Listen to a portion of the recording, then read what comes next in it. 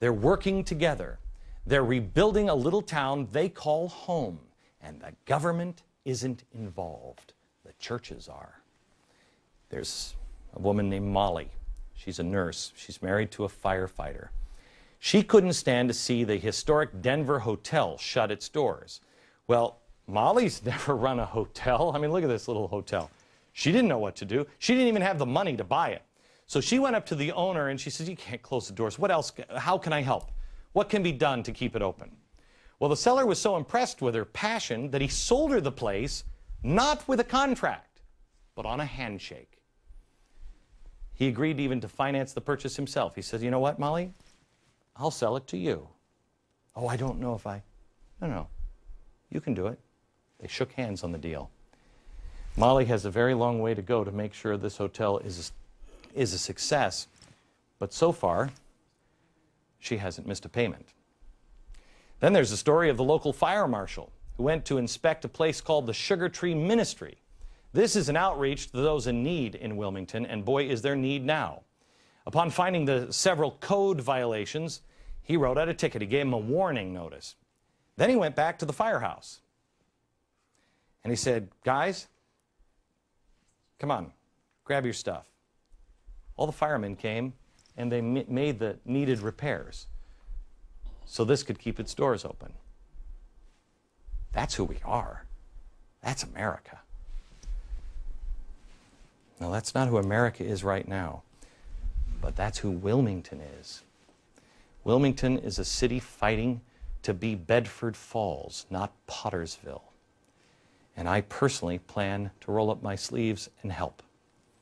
If they will have us, I'm going to pay a visit next month. I'm going to do the show from that little street. And I'm going to ask all the folks in nearby Dayton and Columbus and Cincinnati and Cleveland or wherever else you might be to join me. Kind of a mini 828. It's not going to be extravagant. It's not going to be big. I'm going to do a show in actually the local theater there that last year they did a show in, because they do it every year, they do a show about the history of their town, and the furnace went out. And people came, but they were sitting in jackets. But they still came. I'm going to do a show there, and I invite you to come. I'll give you more information. We're going to celebrate America's first Christmas. We're going to find real hope where everyone else has found despair. What I'm asking the people in Wilmington, and they're hearing this announcement for the first time, what I'd like you to do is I'd like you to make Christmas presents for people, but things that my kids would want or I would want that would remind me of a better time, of a better, something that has value. If you happen to be watching this show and you're like my grandmother, you're making a quilt, will you bring it? Will you sell your wares, you sell your goods? Because I'd like to invite my friends and the people that watch this show to come on that day. And maybe we can open up some of the closed storefronts and we can sell things for Christmas.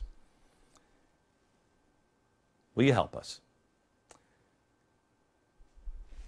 I can't think of a more meaningful Christmas present to buy for somebody and something that has the circle of giving in it. I'll give you more details on it this week. If you can join us in Wilmington, great. But wherever you are, make a difference this holiday season, the 3 holidays. Strip away the veneer of empty traditions that we've pasted over the true meaning and look for the real light. Look for the real reason behind these seasons, these holidays. It's not about stuff. Can we together celebrate America's first Thanksgiving and America's first Christmas again as we prepare ourselves to become the people we were sent here at this time to be? You're here for a reason. On Monday, I'm going to start selling some of the stuff in my house. I'm downsizing my life. My wife and I, we went through, the Woodrow Wilson doll stays with me. I said it's either Woody or you. But I'm selling some stuff. We're selling some of the couches and living. We're cutting our life in half, really. I'm selling it up on a website called upillar.com. Look for it on Monday. And look for ways to join me on this quest. whether you keep the money and shore yourself up, donate it to charity either in your own town, or you join me in Wilmington, Ohio. Find all the details at glennbeck.com. I brought somebody in from Wilmington, Ohio, that I think embodies the spirit of America, not just Wilmington. I'm going to introduce you to him next.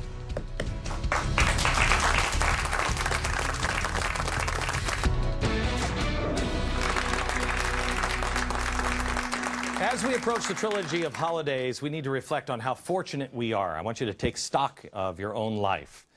One city that recognizes this lesson is Wilmington, Ohio. I love this little town, and I have not been there yet. I have been watching it from afar. Whenever I can't really go out anymore because it's either really good or really bad. And so my staff has been out several times to Wilmington and just talking to people. And the guy you're going to meet, he's the director of Sugar Tree Ministries in Wilmington. His name is Alan Willoughby.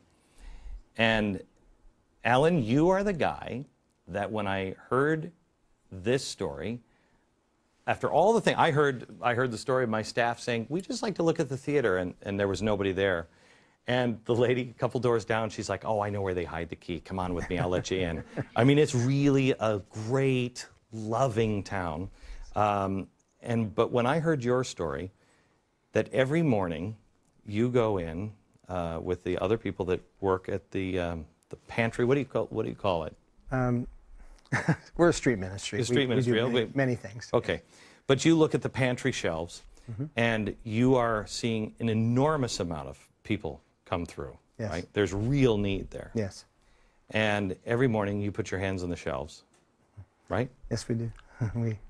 we pray. And you pray that the Lord will fill the shelves.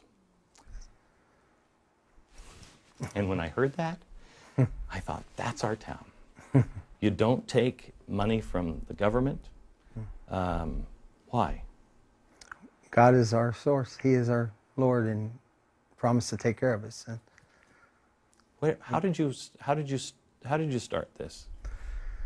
My wife and I, about 12 years ago, many of the skateboard kids and Mohawk kids in our town and some of the alcoholics and drug addicts were kind of looked past. And we wanted to build a place that they could come to, a safe place, get off the streets, and we could talk to them. Right.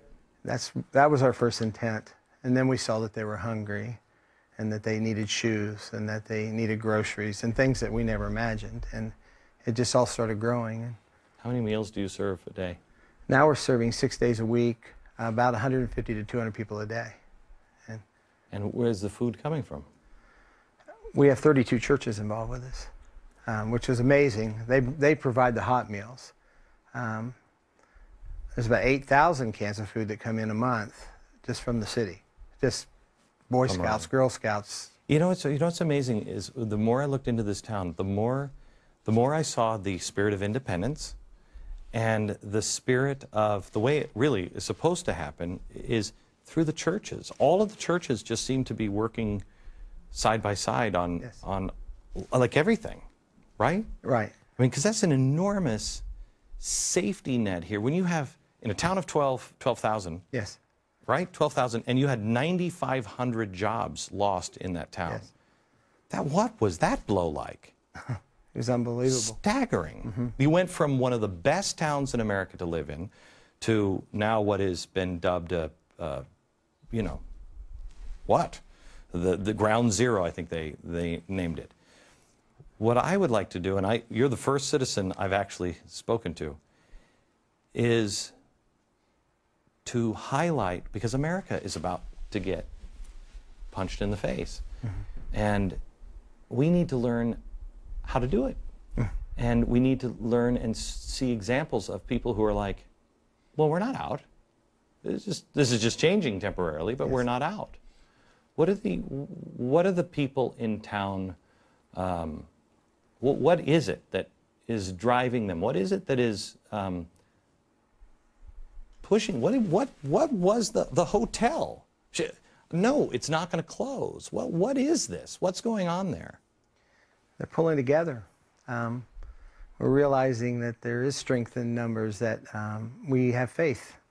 God has showed up, and we have a very unique thing going on. We have a group of people who have been praying for 1 year, 24/7. About 10 or 12 churches involved in that. That's been awesome, and I do believe, attribute to a lot of that to that prayer and that. Oh, yeah.